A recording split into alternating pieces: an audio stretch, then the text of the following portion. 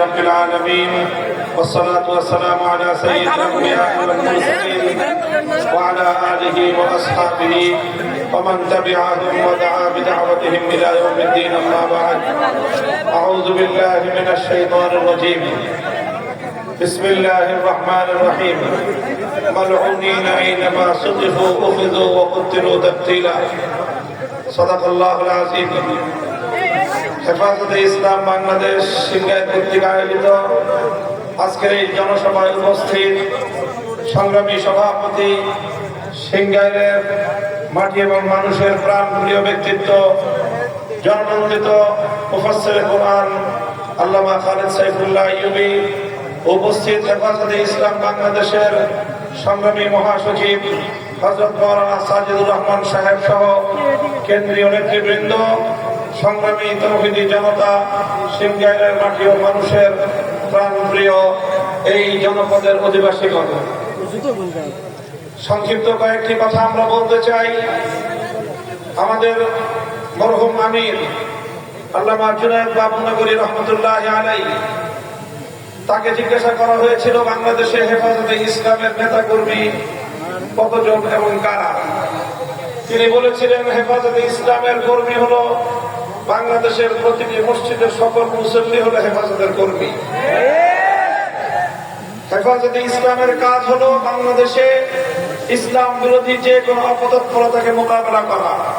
হেফাজতে ইসলামের কাজ হলো এদেশের মানুষকে আলেম সমাজের নেতৃত্বে ইসলামের সুন্দর বিধিবিধানের অনুশাসনের আয়ত্তে এই জাতিকে পরিচালিত করা।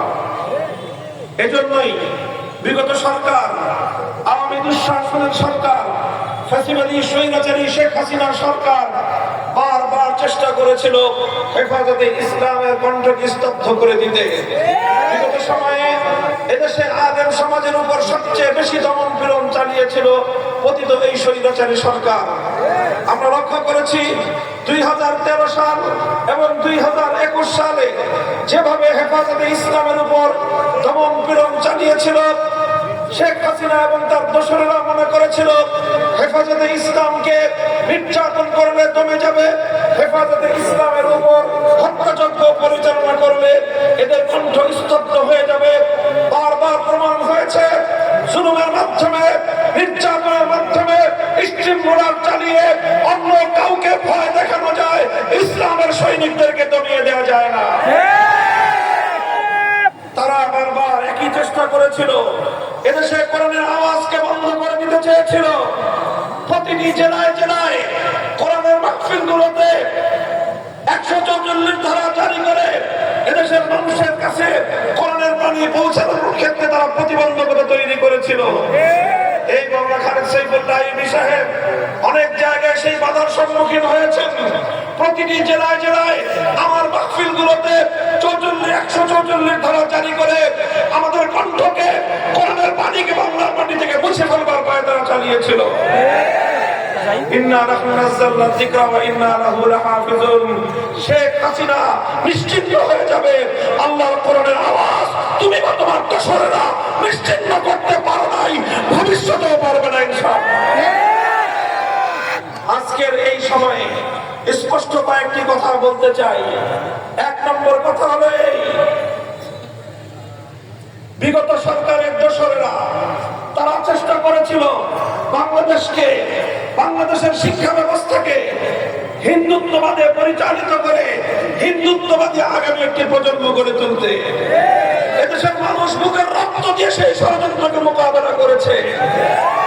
আমরা অন্তর্বর্তীকালীন সরকারকে বলতে চাই, আমরা যেভাবে বাংলাদেশের মুসলমান, বাংলাদেশের মানুষ যেভাবে হিন্দুত্ববাদকে বরদাস্ত করে নাই, নাস্তিকবাদকেও বরদাস্ত করবে না। শিক্ষা ব্যবস্থায় নাস্তিকবাদ প্রতিষ্ঠা করবার যে কোনো পায়তারা, যে কোনো মূল্যে আমরা রুখে দাঁড়াবো। এটা আমার আগামী দিনের আমাদের জাতির অস্তিত্বের প্রশ্ন, আমার ভবিষ্যৎ প্রজন্মের ঈমান এবং আকীদার প্রশ্ন। এই প্রশ্নে কাউকে একচুল পরিমাণ ছাড় দিতে আমরা প্রস্তুত নই। দ্বিতীয় নম্বর কথা, কিছু আইনের সংস্কারের নামে বাংলাদেশে পাশ্চাত্যের বেহায়াপনা অশ্লীলতাকে আমদানি করবার পায়তারা চালানো হচ্ছে। আন্তর্জাতিক মানবতা বিরোধী যে আইন, সেই আইনে সংস্কারের প্রস্তাব এনে ট্রান্সজেন্ডারের নামে সমকামিতা আমদানি করবার দুরভিসন্ধি চলছে। 2 নম্বর, ম্যারিটারিয়াল রেপ নামে, বৈবাহিক ধর্ষণ নামে ঘরে ঘরে আল্লাহ প্রদত্ত স্ত্রীর উপর স্বামীর অধিকারকে উলঙ্ঘিত করবার পায়তারা চলছে।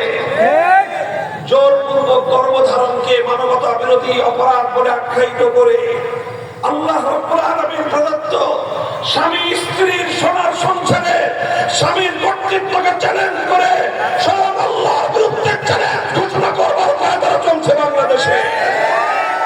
আমরা পরিষ্কার ভাষায় বলি, যদি এভাবেই আমাদের ধর্মকে, আমাদের ইসলামী আকীদা বিশ্বাসকে, আমাদের চিন্তা চেতনাকে যদি চ্যালেঞ্জ করা হয়, আমরা আবার সাফল্য চত্বরে যেতে বাধ্য হব।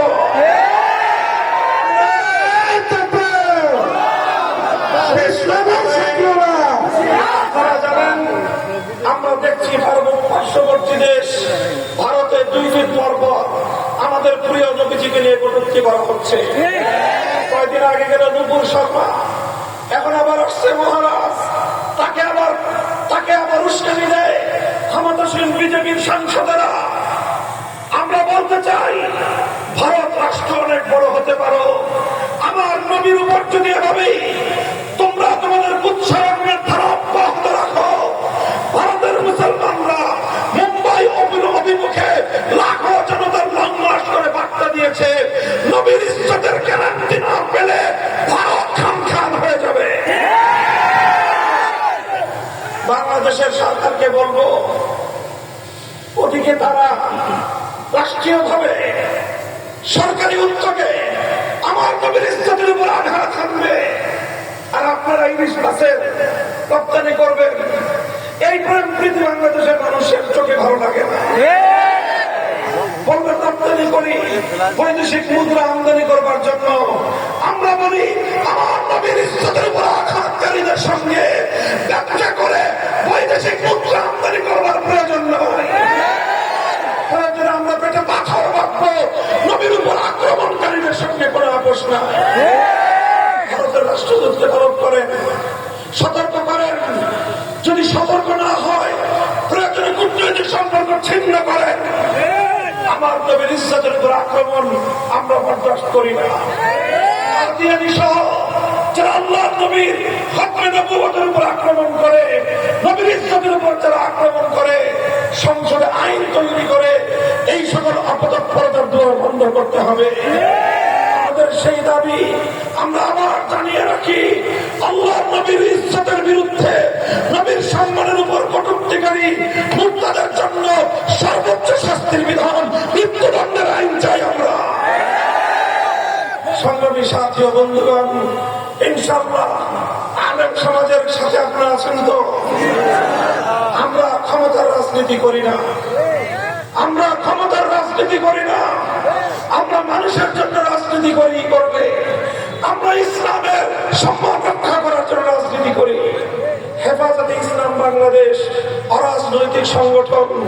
অরাজনৈতিকের অর্থ হলো কোন দলীয় রাজনীতি হেফাজতে ইসলাম করে না, কিন্তু ইসলামের উপর আঘাত আসলে এক মুহূর্তের জন্য হেফাজত অতীতেও নীরব থাকে নাই, ভবিষ্যতেও নীরব থাকবে না। কথাগুলো বুঝলে ভালো হবে, না বুঝলে কিভাবে বুঝাই দিতে হয় সেই ভাষাও আমাদের জানা আছে। ইনশাআল্লাহ আগামী দিনে আপনাদের প্রিয় নেতা, আপনাদের আবার এই সিংহাইয়ের মাটিতে হেফাজতে ইসলামের প্রতিনিধি আল্লামা খালেদ সাইফুল্লাহ আইয়ুবী সহ দেশের শীর্ষ ওলামায়ে কেরাম আপনাদেরকে যখন ডাক দিবেন, যে কোন ডাকে সারা দিতে প্রস্তুত থাকবেন তো ইনশাআল্লাহ। যতদিন বাঁচবো ইসলাম নিয়ে বাঁচবো, যদি মরতে হয় আল্লাহর দ্বীনের জন্য জীবন দেওয়াকে জীবন বাঁচিয়ে রাখার চেয়ে শ্রেষ্ঠ মনে করবো ইনশাআল্লাহ। নাসরুম মিনাল্লাহি ওয়া ফাতহুন করিম। হেফাজতে ইসলাম বাংলাদেশ জিন্দাবাদ, বাংলাদেশ জিন্দাবাদ। ওয়া আখিরু দাওয়ানা আলহামদুলিল্লাহি রাব্বিল আলামিন। আসসালামু আলাইকুম ওয়া রাহমাতুল্লাহ। সুবহানাল্লাহি ওয়া বিহামদিহি সুবহানাকাল্লাহুম্মা বিহামদিকা আশহাদু আল্লা